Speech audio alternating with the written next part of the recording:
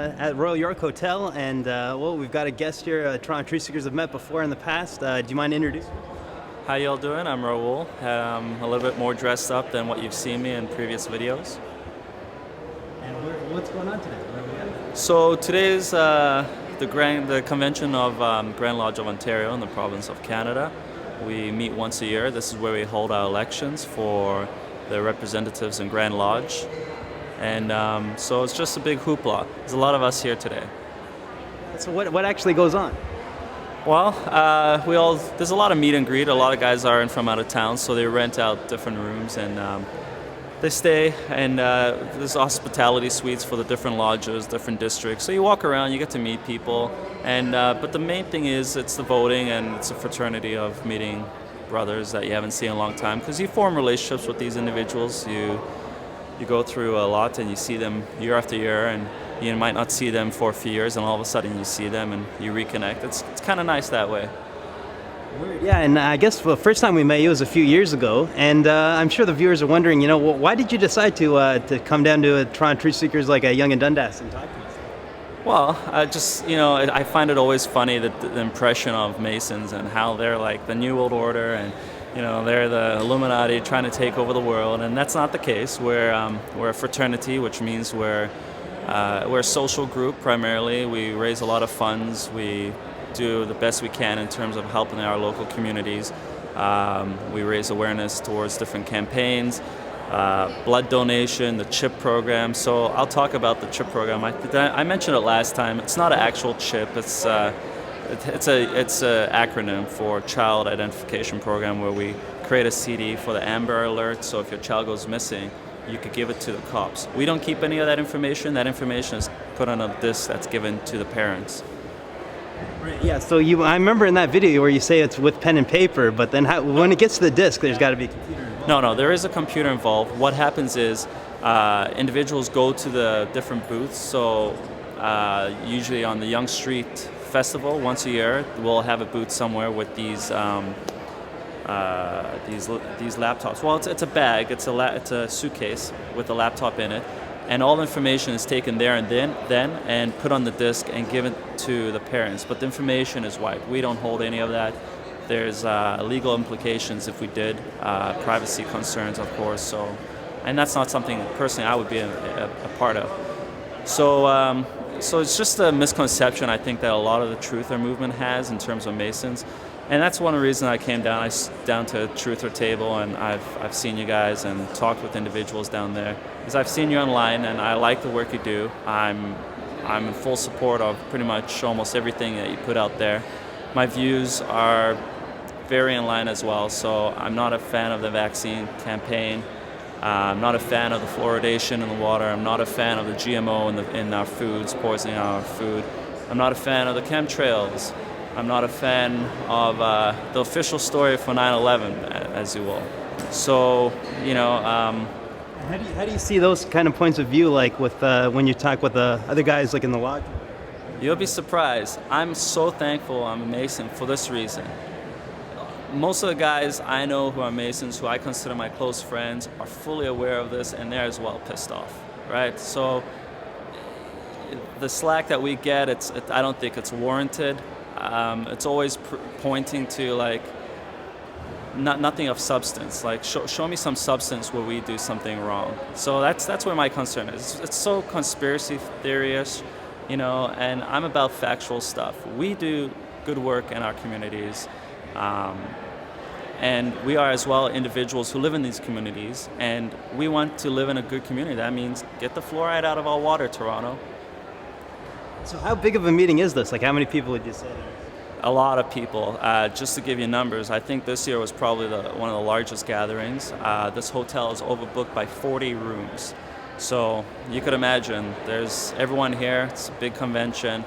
And like I said, I'm thankful I'm Mason, because most of these guys are aware and not happy with this whole New World Order agenda. Are there any women allowed in these? In these ones in particular, no, because it deals with the Blue Lodge, Grand Lodge, Masonry, but we have appendant bodies that do allow for females. So I guess it would be a sorority, but not the college type that you think of. Same when I say it's a fraternity, it's not this college or university type. I think it's called Jacob's Daughters, and there's other groups. But no, this is primarily for the guys. What about the name of this hotel, like Royal York? Do you think that's related? This building in particular, I don't know if there's any Masonic connection. I know there's a lot of websites out there that give detailed, like St. Andrews is one of the lodges in Toronto. They have a great website that details the different buildings in Toronto and the Masonic influence on them.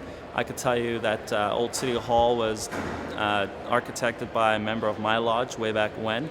He as well did, I think, St. Andrew's Church, a few other buildings. So we do have an influence, and I like to think a positive influence in the city of Toronto and elsewhere around the world. The elections, how is that done? Is that paper ballots? Elections are paper ballot. The way it works is Grand Lodge officers get to vote. Me being a master of the lodge and the wardens of the lodges, that's right below the master of the lodges. We all are members of Grand Lodge, so therefore we're allowed to vote. So that's how it's held. Before the voting, paperwork's distributed, so you know who's running for what position. There's members of the board, there's the officer positions, and a lot of those candidates stand in one of the rooms down that way, and you go around and you get to meet all of them and ask them questions. So you get to know your candidates, but it's mostly from visiting. So we visit each other's lodges and we visit each other's events, and so that we get to know each other. And so it's a paper ballot. Most of the results are already known by this time. So it's a 2-3 day process of the voting for the different areas within Grand Lodge. Now, is there different lodges that are like feuding, or is everyone friends? Or? Sure. So Blue Lodge is your basic, which is your 3 levels, which is Enter Apprentice, Fellowcraft, Master Mason. Master Mason, unanimously across the board, is considered your highest degree. So once you're a Master Mason, it allows you to become an officer in a lodge. I'm a Master of my lodge. It doesn't have a bearing as to I'm the same level as a Master Mason. Now, when I say Blue Lodge, that's what I am, and that's what we are. There are appended bodies, of which there are a few recognized. One of the 2 major ones that are recognized is Scottish-Rite and York-Rite. I'm not part of either one of those, but I can speak on behalf of Blue Masonry, Blue Lodge Masonry, which I think which is the majority of Masons. And to join those other appended bodies, you have to be a Mason. That's who's meeting here today.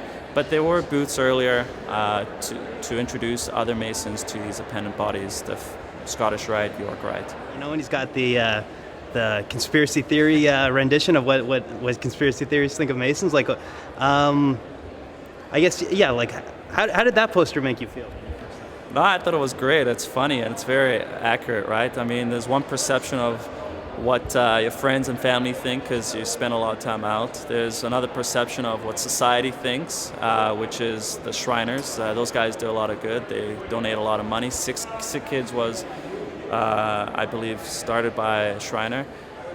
And then there's the reality of it, which is we're a fraternity, we're a social club, and all that social club, it means, yeah, we get together, but we plan things, having dinners, and in that image there, it's washing dishes. So yeah, sometimes we have to wash dishes. That's just the way it is. But many hands make for light work.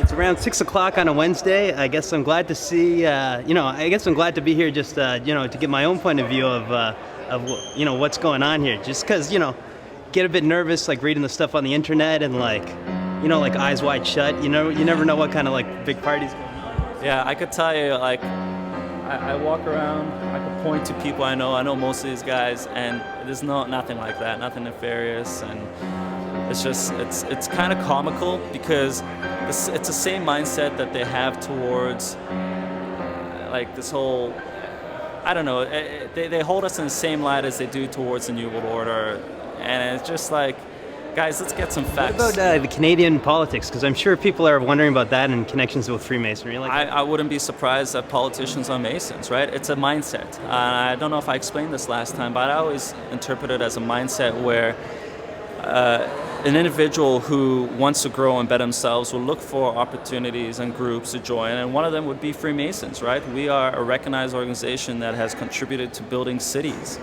And that same mindset would be the mindset that would want to become a CEO or politician and want to better either in their community or improve their workplace. So that's my interpretation of that. What about this whole event? Like, is it a requirement of all Masons to attend, or? It's not a requirement. It's fairly open. It's not a requirement, no. I come down here, I enjoy it. I see friends I haven't seen for a long time, especially because they're from all over Ontario, so it's not often you see them. I like the fraternity of it. We have dinner, so the dinner is open as well, just to Masons. But we often invite non-Masons to come walk around with us just to meet some of the guys who, if they have an interest, that they could actually see what it's all about and communicate and speak with different brothers. You got the ring just to... I do. And again, there's nothing wrong with the way I have it. Again, I communicated this with director of the work. This is the way. Either way, it's acceptable here in Ontario. So I know there's a lot of slack online, but those are just, again, guys who don't live in fact. They live in fantasy la la land. And then those are the same guys who will say that, we're all Satan worshippers and do all kind of, like, we kill individuals. I mean, just, it's ridiculous. And it sucks because we get painted with the same brush when it's the division. It's the division between me, who I like to think I'm doing my part in making sure society is good and doesn't succumb to a certain agenda. And I get painted with that brush. Meanwhile, these guys should be working with me and I should be working with them, but we're alienated. So I don't like that. Yeah. Have you ever seen the website, the Freemasonry in Canada one? It's like a supposed Freemasonry. Freemason in Canada, I don't think I have. Okay. The link, I guess. Is that the Freeing the Masons or something like that? Well, there's some. It's just like some disturbing links. They link a lot of like the politicians, going up, and then there's one. The most disturbing is probably like Paul Bernardo. They say was a Mason. Yeah, but he was also a Canadian citizen. So does that mean every Canadian citizen's bad? Like, you know what I mean? Like, let's start basing it in fact, right? So yeah, I heard that. Oh yeah, I have heard that. Yeah, I don't know if it's true or not. It could very well be true. I wouldn't be surprised. But again, like, how does that have any bearing on me, for example?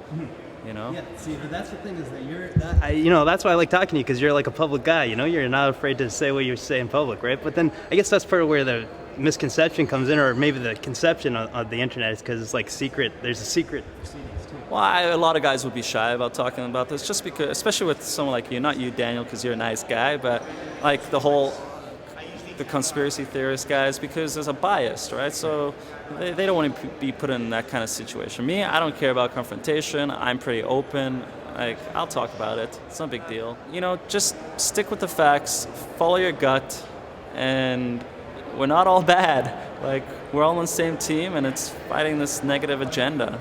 And I do my part. I hope the viewers do theirs, rather than just like criticize. Last time I mentioned, if you're a doctor, speak out about vaccines. I go to these conferences of medicine, and I ask the pointed questions to the speakers.